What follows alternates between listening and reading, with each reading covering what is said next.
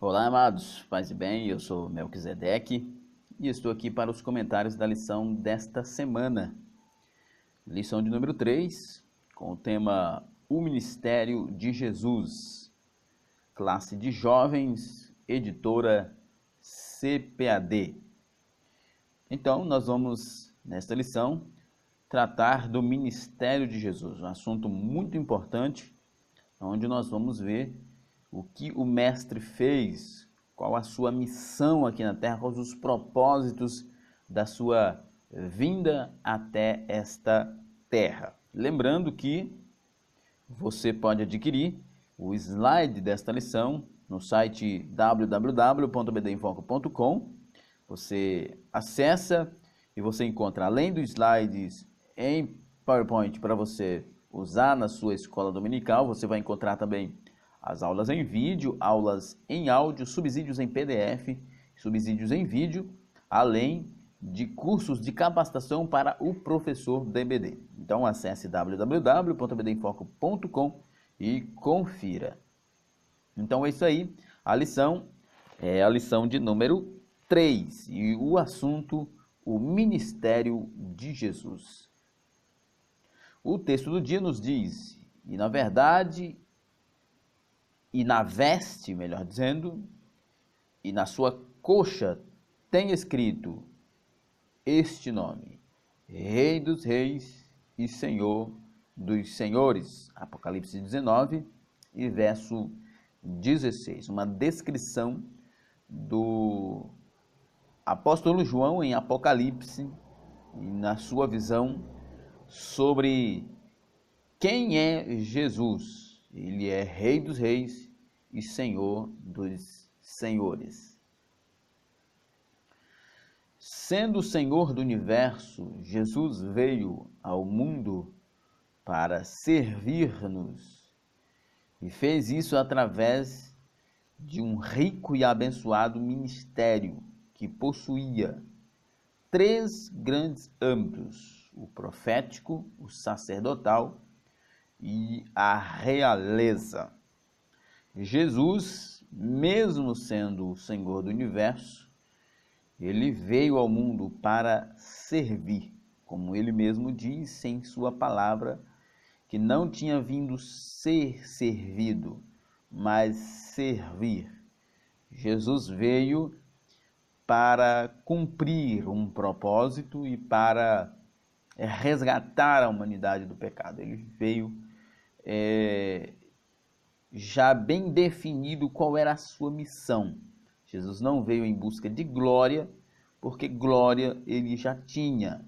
Na verdade, quando ele veio, ele foi que esvaziar da sua glória e descer até esta terra para fazer um trabalho que era a vontade de Deus, que era nos servir naquilo que nós éramos incapazes de realizarmos, que é a nossa salvação eterna. O texto bíblico que embasa esta lição é Hebreus capítulo 5, versos de 1 a 10. É claro, nós não vamos nos deter aqui no texto bíblico em virtude do tempo, mas acreditamos que você já deva ter lido esse texto, lembrando que o ebdinfoco.com disponibiliza alguns PDFs de comentários bíblicos muito importantes na sua plataforma, onde você possa acessar esses PDFs e ter uma ideia do que os autores, os principais teólogos defendem ou interpretam esse texto. Introdução. Enquanto Jesus esteve entre nós, ele exerceu um ministério, isto é, um serviço. Ele mesmo deixou isto bem claro quando declarou que tinha vindo ao mundo para servir as pessoas e não para ser servido. Mateus 20 e 28.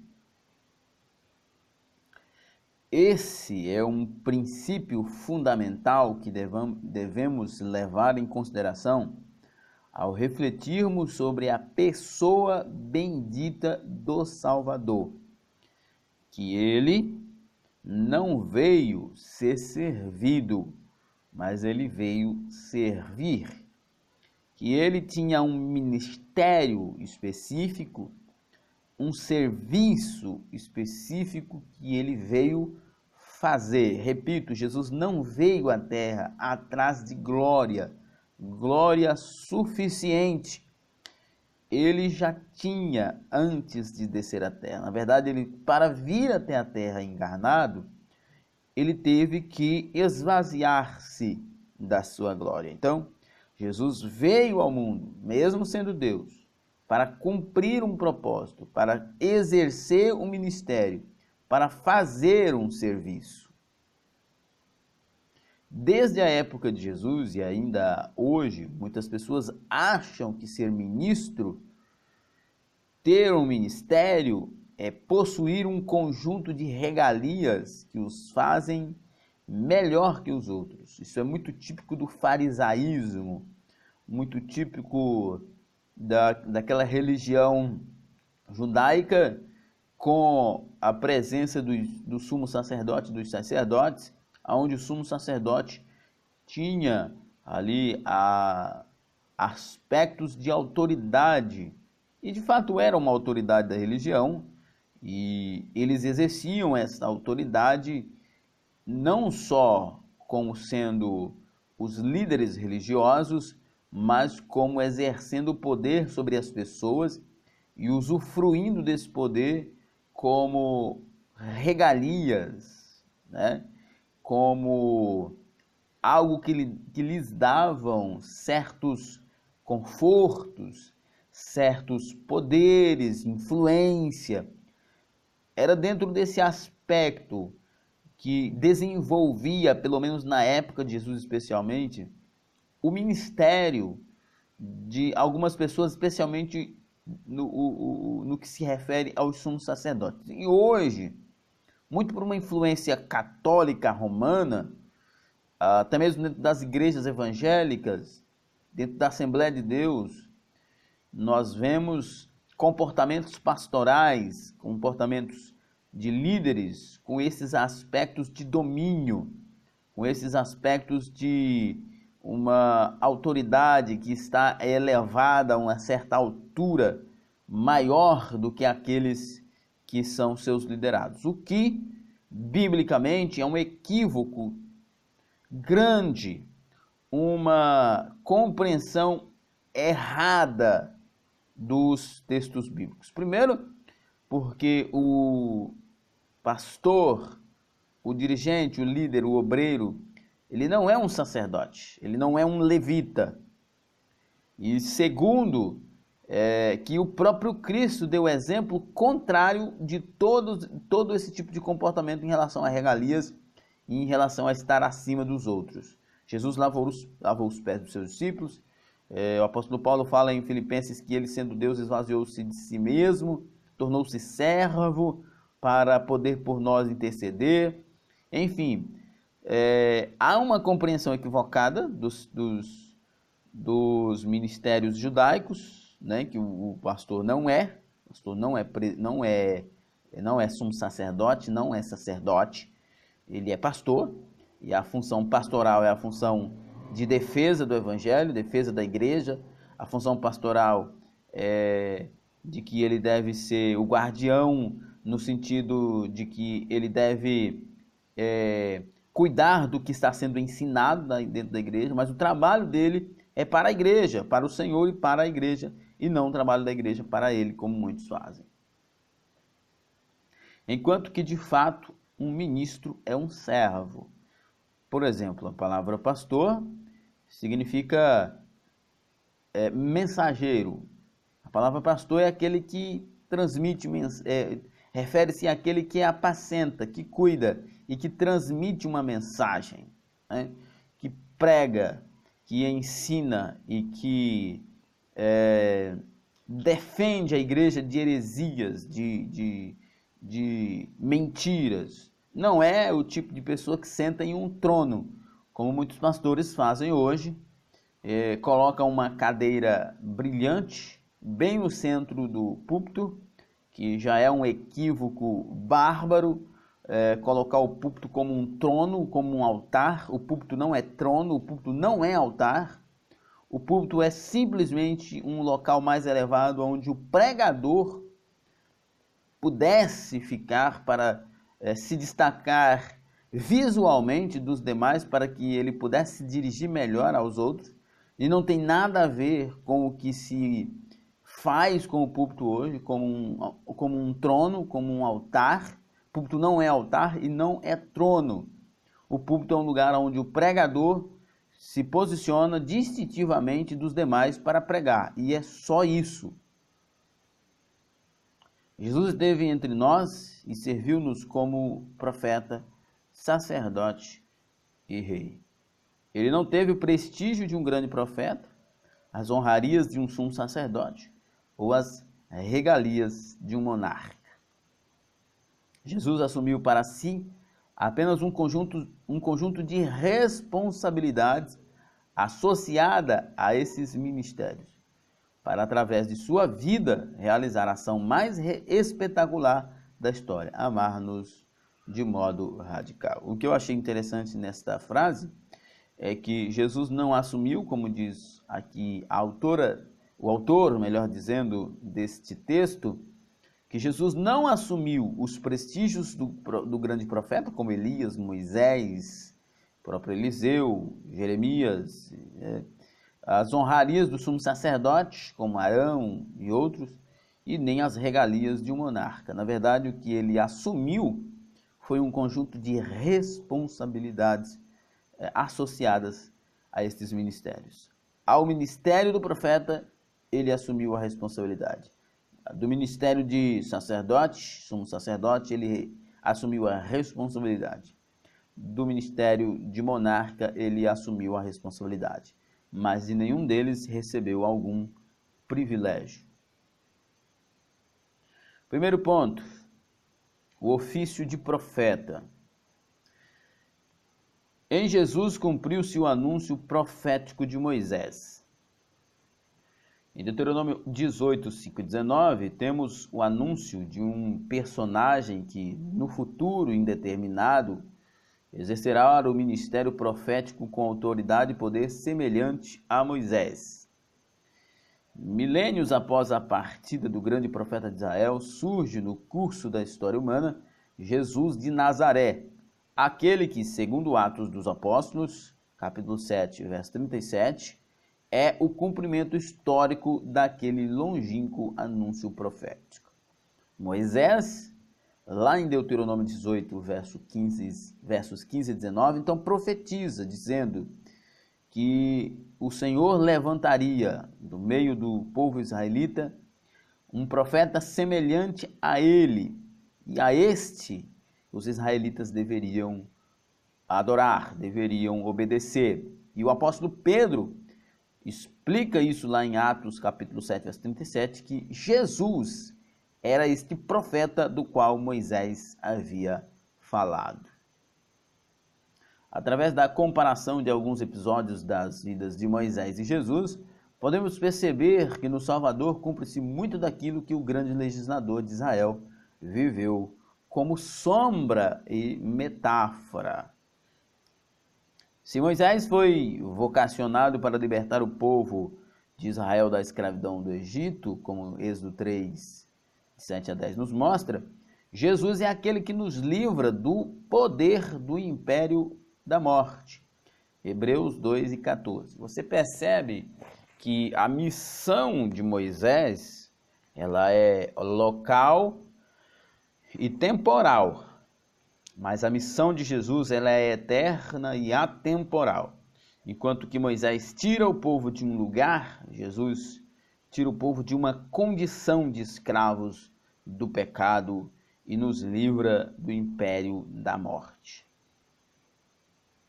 Enquanto o filho de Joquebede fere a rocha e dela jorra água para saciar a sede do povo em sua jornada pelo deserto, Jesus é a própria fonte da água da vida, de onde brota a salvação de Deus para a humanidade. Enquanto Moisés tira a água da rocha, Jesus é a própria fonte da água que sacia a nossa sede. Moisés ergue a serpente no deserto, para que, olhando para ela, as multidões sejam salvas da enorme praga que atingiu o povo. Você lembra desta história? Por causa do pecado do povo, Deus enviou serpentes ardentes, como diz o texto. A ideia é serpentes venenosas para picar o povo e assim castigar o povo. E o povo era picado por estas serpentes e morriam. Então Deus ordenou que Moisés fizesse uma estátua. Olha que interessante, A exceção é a regra, tá? Fizesse uma estátua de uma serpente de bronze. As pessoas que, ao serem picadas pelas serpentes ardentes, venenosas, olhassem para aquela estátua, seriam curadas. Lembre-se que a estátua da serpente não era para ser adorada, era apenas para que as pessoas olhassem e vissem que elas estavam sendo castigadas por causa dos seus pecados. Enquanto Moisés levava esta serpente no deserto para que as pessoas, olhando para ela, fossem curadas, Jesus, ele próprio, foi levantado no Calvário, através de sua morte. E com isto, todo aquele que para ele olhar, todo aquele que nele crê, terá a salvação eterna. Moisés elevou no deserto uma serpente que as pessoas olhavam para ela e eram curadas. Jesus foi levantado no Calvário para que todos aqueles que creem nele, que fixarem-se nele, sejam eternamente salvos. O profetismo de Jesus. Temos em Jesus de Nazaré um típico discurso profético, o qual pode ser distinguido por 3 características fundamentais. Uma fala que amplifica o clamor das camadas mais sofridas da população, Mateus 11, Lucas 4. Nós vemos Jesus no seu ministério, ele falando e defendendo sobre o pobre, sobre o necessitado. O aspecto profético de Jesus condenava a injustiça social, a corrupção do governo. É interessante que nos dias de hoje nós temos muitos profetas, pseudos-profetas, que estão, na verdade, envolvidos com o enriquecimento ilícito e com as parcerias macabras do governo. Mas um dos aspectos do profetismo de Jesus era do combate à corrupção, do combate à exploração da pessoa, de uma defesa das camadas mais sofridas da população. Com vários sermões transbordantes de amor e misericórdia, Jesus demonstrou esse aspecto social de preocupação com a pessoa humana, com o sofrimento dos menos favorecidos. Nós não vemos esse tipo de comportamento nos pseudos profetas de hoje. Vale nos lembrar que o ministério profético não existe mais no Novo Testamento. Há quem diga que todo cristão tem um ministério profético quando ele comporta-se como Jesus comportou, combatendo a corrupção, combatendo a exploração do semelhante, do próximo, e quando ele transborda de amor e misericórdia, quando as suas palavras, os seus discursos transbordam amor e misericórdia, Então, muitos autores vão dizer que todos nós somos, nesse aspecto, profetas. Outros vão dizer que nós somos profetas, ou os profetas de hoje são aqueles que expõem a palavra de Deus, porque ela é a revelação de Deus para as pessoas. Mas o ministério profético não existe mais. O ministério profético, em muitos momentos, utilizou-se de uma retórica revestida de um forte senso de justiça, Como eu disse, ele se preocupava com a questão da justiça, da moralidade, do respeito, do amor ao próximo, da ética, né? Jesus combateu muito a questão da avareza, da cobiça, né? E ele combateu também muito a hipocrisia religiosa, o legalismo dos fariseus, né? E todo esse tipo de comportamento religioso pecaminoso, Jesus combateu nos seus discursos. Isso fazia parte do profetismo de Jesus, o que nós não vemos nos profetas de hoje. Foi assim que ele posicionou-se contra escribas e fariseus e também com relação às pessoas que se acomodavam numa espiritualidade morta e sem comprometimento com o reino. Hoje em dia, a maioria dos profetas falam de prosperidade financeira. Por fim, o profetismo de Jesus manifesta-se através da natureza proclamativa do ministério, né? Para anunciar antecipadamente a conclusão da história da humanidade e assim assegurar-nos que seremos mais do que vencedores. Ele era um pregador apocalíptico, fazia parte do profetismo judaico e, claro, o aspecto profético de Jesus na sua retórica, na sua pregação, não poderia ser diferente. Lembrando mais uma vez que o profetismo de hoje não se preocupa com isso. E lembrando também que o ministério profético não existe. É assim que deve viver um profeta, ardorosamente trabalhando para construir uma realidade melhor no presente, através de uma sistemática denúncia do pecado e, ao mesmo tempo, consciente daquilo que ocorrerá no futuro. Ou seja, de forma bem simplista, o profetismo judaico, que inclui o profetismo de Jesus, Jesus e os profetas, eles pregavam defendendo a melhoria da qualidade de vida das pessoas naquele momento. Mas também eles eram pessoas que olhavam e viam o futuro. Eles compreendiam uma realidade no futuro eterno, mas jamais deixavam de condenar a injustiça social, a avareza, a hipocrisia, a religiosidade falsa, a exploração das pessoas, mesmo pensando num futuro eterno, de próspero e de bênção.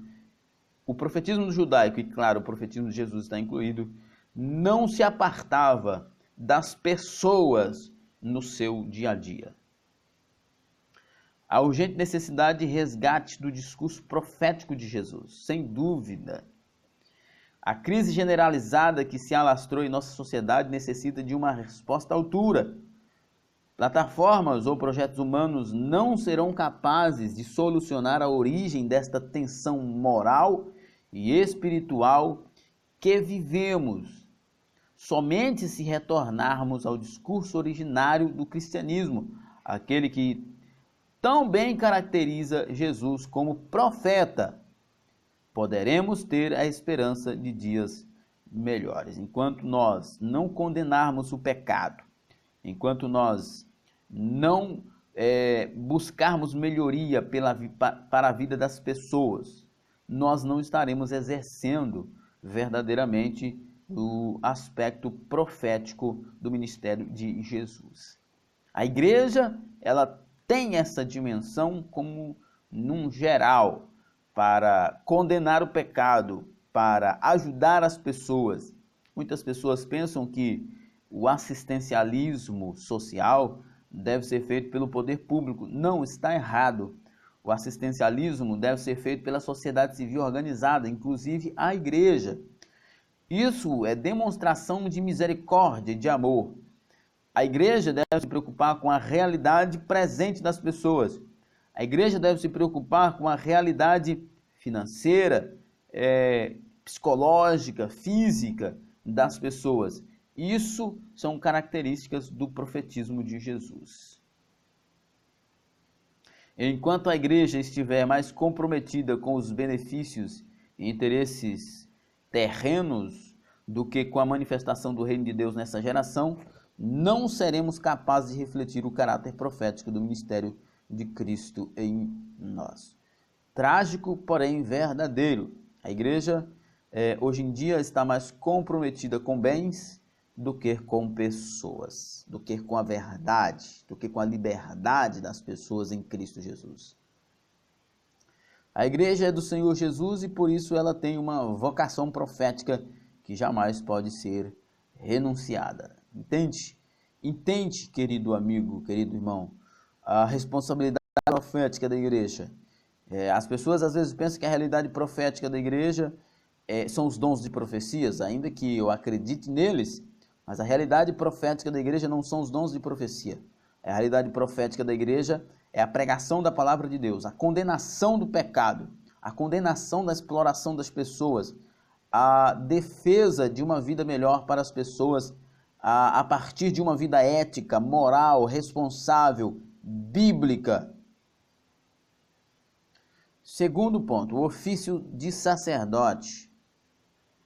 O perfeito sacerdote. Há na carta aos Hebreus uma série de argumentações demonstrando que Jesus é o grande ministro de Deus em favor de nossas vidas.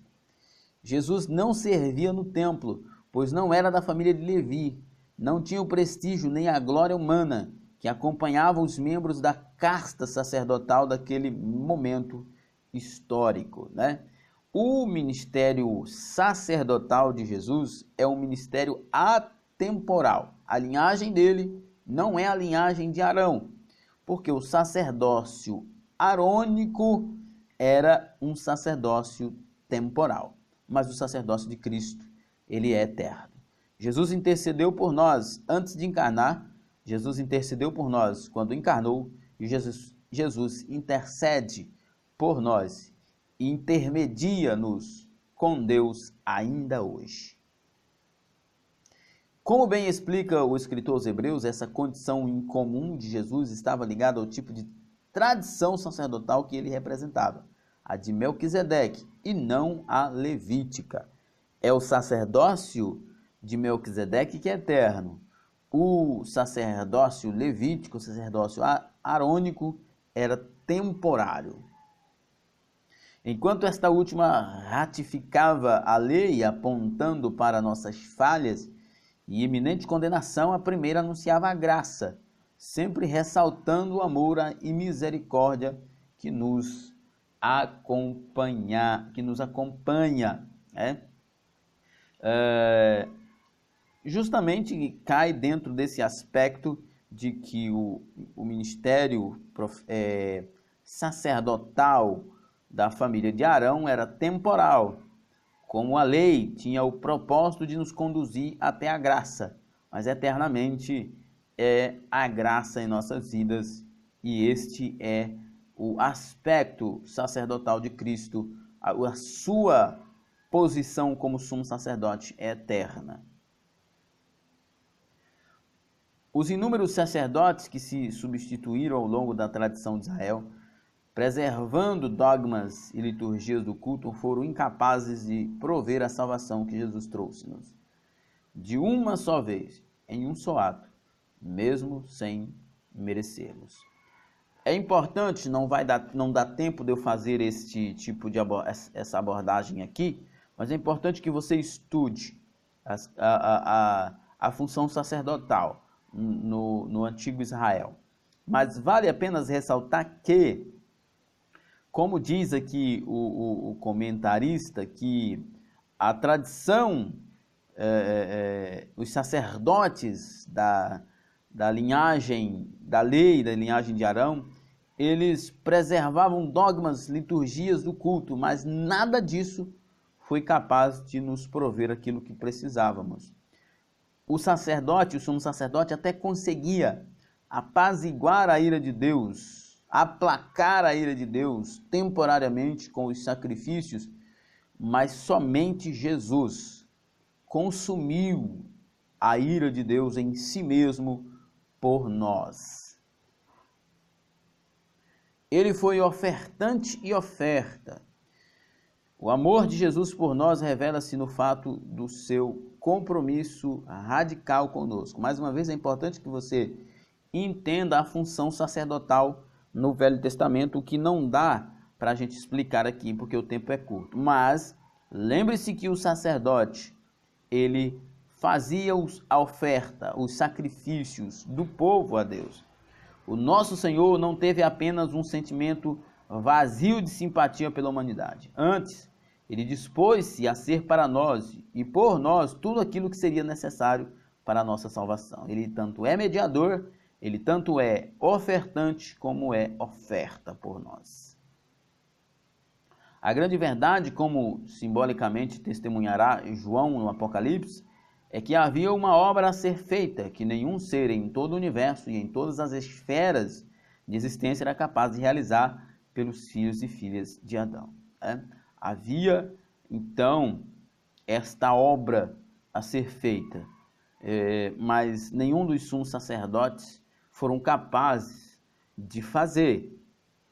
Porém, Jesus, o Cordeiro de Deus que tira o pecado do mundo, morreu e ressuscitou para assegurar-nos tamanho privilégio. Naquela época do sacerdócio arônico, do sacerdócio levítico, o sacerdote intermediava, o sacerdote intercedia.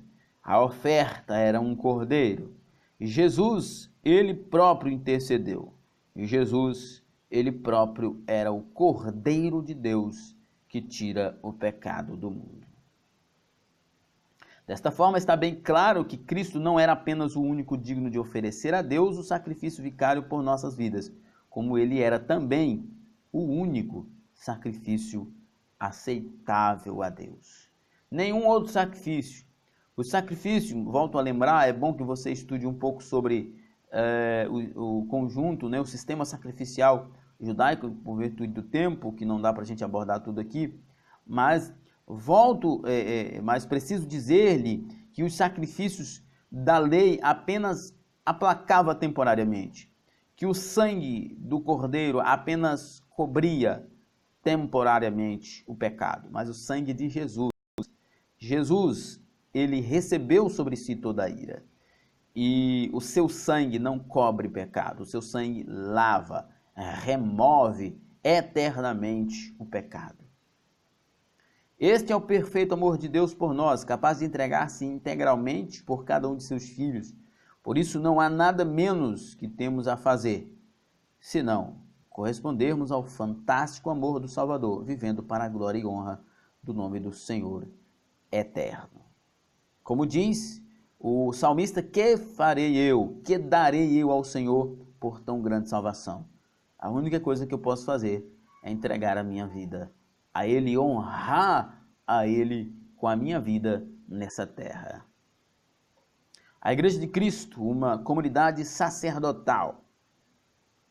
Em inúmeros momentos nas Escrituras somos informados dessa maravilhosa verdade. Aqueles que seguem o Cristo serão reis e sacerdotes do bom Deus, né? Como eu disse no início, que pastor não é sumo sacerdote, não é profeta, não é sacerdote, porque a igreja é um reino de profetas e sacerdotes.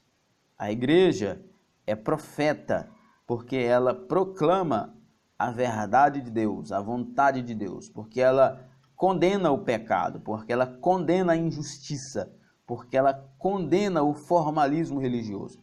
E a igreja é sacerdotal porque ela reconcilia o mundo com Deus.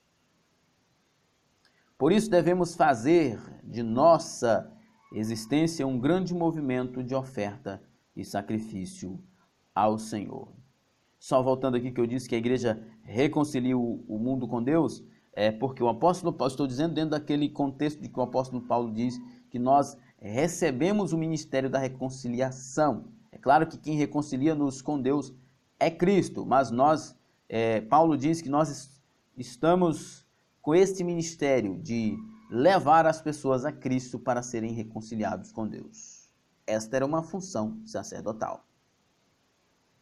Assim como o nosso mestre viveu como ofertante e oferta para estabelecer nossa salvação, nossa vocação é para uma vida de eterna gratidão. Há motivos enormes, eternos, para que você se prostre diante de Jesus e agradeça por tudo que ele tem feito. Nós, infelizmente, somos frequentemente egoístas, frequentemente desleixados, negligentes, porque grande obra fez o Senhor por nós, obra da qual ninguém poderia fazer, mas nós frequentemente viramos as costas para esta realidade.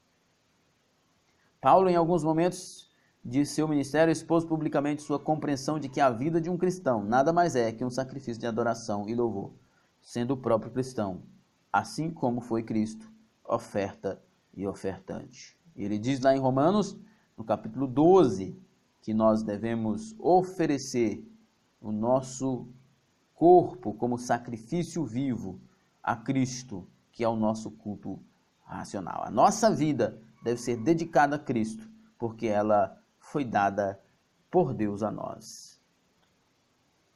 Terceiro, ofício do rei. Jesus é rei, meu querido irmão. Os sábios do Oriente, seguindo os rastros de uma investigação científica, vieram em busca daquele que seria rei dos judeus.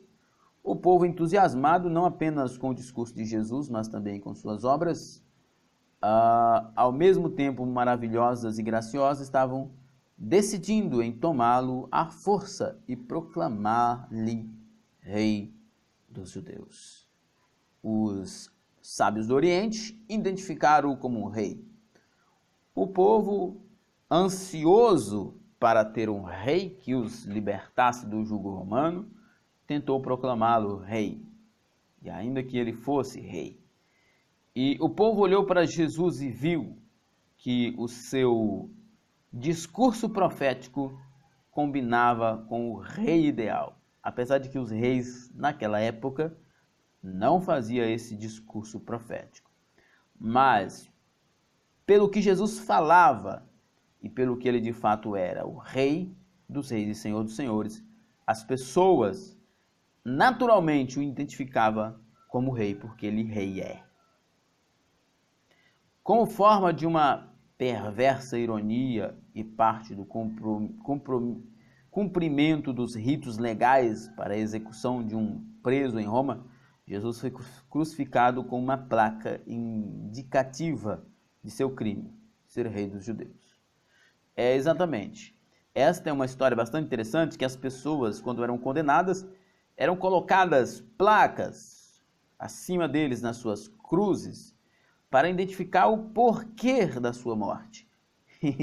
E é muito interessante que Pilatos mandou colocar justamente esta placa, que Jesus era rei dos judeus. Os sumos sacerdotes Anás e Caifás questionaram, dizendo que não é que ele morreu por ser o rei dos judeus, mas morreu porque ele se dizia rei dos judeus. Só que Pilatos não colocou lá que ele morreu porque se dizia rei dos judeus. Pilatos colocou lá que ele morreu por ser rei dos judeus. E os sumos sacerdotes questionaram, mas ele não quis voltar atrás, porque, óbvio, fazia parte do cumprimento da vontade de Deus, que ele morreu por ser, sim, rei dos judeus. A realeza de Jesus é uma herança da promessa do Senhor a Davi, numa perspectiva étnico-histórica com relação a Israel, mas também proveniente de sua natureza, que, uma vez sendo divino humano, não poderia deixar revelar sua glória e majestade, né? Deus tem um reino, e este reino tem um rei, e este rei é Jesus. E ele quer que você seja súdito deste reino de paz, justiça e amor. Mas como alguém pode ser rei sem ter criados bajulando-lhe um palácio suntuoso e uma coroa cravejadas de pedras preciosas? Sendo Jesus o rei que veio para servir, que trocou o trono humano pela cruz e o ouro da coroa por espinhos na sua coroa e a arrogância do poder pelo amor do serviço, não há rei como nosso Deus. A acusação mentirosa.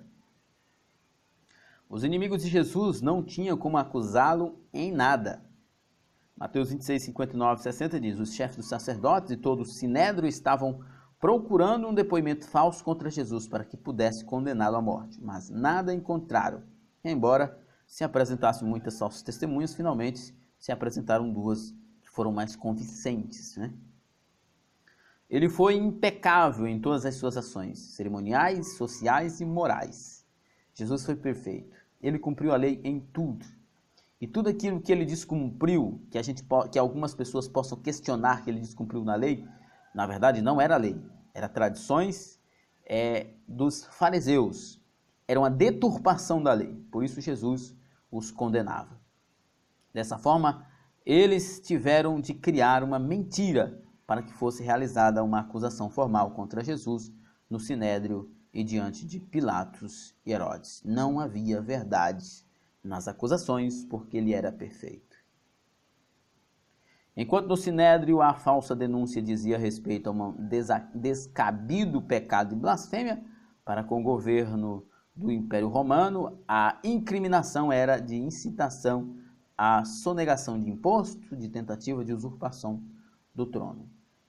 Condenaram ele porque os judeus o odiavam, mas mentiram dizendo que ele era contra Roma. E ele nunca foi contra Roma no sentido político, apenas no sentido sistêmico pecaminoso. É nesse contexto que o Salvador deixa muito claro a Pilatos que não foi para lutar por um trono terrestre que ele veio, antes foi simplesmente para cumprir a soberana vontade do Pai. E depois de ter feito tudo, retornar ao seu lugar de honra no universo. Alguém pode pensar que Jesus, ao sofrer, ao ser humilhado, ele falhou como rei dos judeus. Mas não. Ele não é só rei dos judeus. Ele é rei e senhor de toda a terra. Ele era, é e sempre será. A infundada acusação produz a oportunidade do próprio Jesus diante das duas maiores autoridades políticas da região, manifestar a chegada do reino de Deus. O Quírios, que foi trocado pelo César. A facção político-religiosa que controlava o judaísmo no primeiro século revelou o ápice de sua ignorância espiritual ao rejeitar publicamente Jesus como Senhor. Quírios, e declarar César como rei. O homem sempre buscando aquilo que satisfaz a sua carne. O homem carnal não buscará o que é de Deus. É evidente que a afirmação de Pilatos não tinha um caráter político, afinal de contas ele era o representante oficial do império naquela província, e sim uma conotação espiritual. É claro, né? Ali nós vemos numa imagem muito mais abrangente que as pessoas amou os seus pecados e rejeitou o perdão de Deus.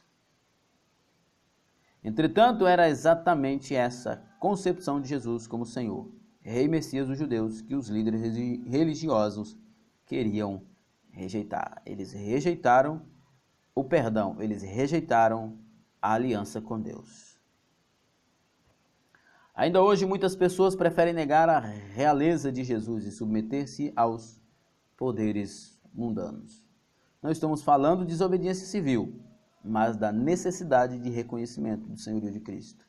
As pessoas preferem se entregar aos seus prazeres e serem escravos deles do que aceitarem a Cristo e ser liberto por Ele. As autoridades políticas têm sua relevância e papel de destaque na sociedade. Contudo, nunca poderão substituir o que Jesus é para nós. Ele é nosso Senhor, Ele é nosso Salvador, Ele é nosso sumo sacerdote, Ele é nosso profeta, Ele é nosso presidente, nosso rei, nosso Senhor. Por isso, sejamos sóbrios e piedosos, reconhecendo que a esperança de dias melhores não virá de nenhum projeto de poder humano, mas sempre das mãos do Salvador. É possível que nós melhoremos a vida das pessoas em algum aspecto nessa terra ainda. Quando nós apresentarmos a ela Jesus Cristo como Salvador. Não sejamos como os judeus, não troquemos Cristo por César, isto é, a glória excelsa do Filho pelos holofotes da ilusão dos poderes mundanos. Especialmente para nós que somos líderes, nós somos servos. Nós cumprimos uma tarefa da parte de Deus. Nós não nascemos para estarmos nos palcos. Púlpito não é palco, não é altar, não é trono, é só púlpito. Conclusão. O tríplice ministério de Jesus garantiu-nos o direito a uma perfeita salvação. Tendo aprendido com o Senhor, sejamos seus imitadores nesta geração. Então é isso aí, ficamos por aqui. Rogamos a ti, amado, que não pirateie este slide. Por favor, não o adquire fora do site do EBD em Foco. Adquira-o apenas no site do EBD em Foco. Adquirindo no site do EBD em Foco, você pode modificar da maneira que você quiser e usar na sua igreja. Então é isso aí, ficamos por aqui. Nosso muito obrigado, paz e bem a todos e até a próxima.